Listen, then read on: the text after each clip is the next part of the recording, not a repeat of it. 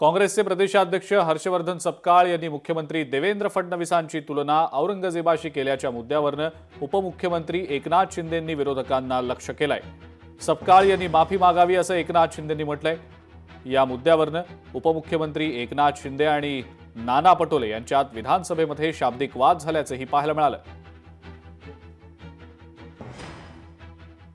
तुमचे हर्षवर्धन सपकाळ मुख्यमंत्र्यांची तुलना औरंगजेबाशी करतात क्रूर प्रशासक म्हणून काय आणि म्हणून अशा औरंगजेब हा देशद्रोही होता।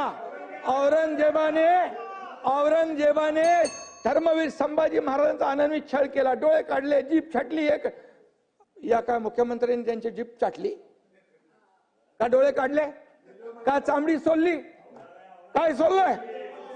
आणि म्हणून हे आमचं सरकार जे आहे, तुम्ही कुणाची तुलना कुणाबरोबर करताय?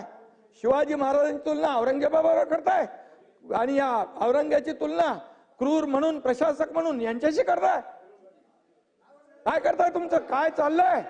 आणि म्हणून तुम्हाला सांगतो नाना तुमचे अध्यक्ष हर्षवर्धन सपकाळ यांनी माफी मागितली पाहिजे, या ठिकाणी माफी मागितली पाहिजे। अन्यथा त्यांनी केलेलं हे कृत्य हे औरंगजेबाचं समर्थन करतायत, एका देशद्रोहाचं समर्थन करतायत, म्हणजे तेही देशद्रोही आहेत। लोकशाही मराठी ऐका, पहा, जागरूक रहा।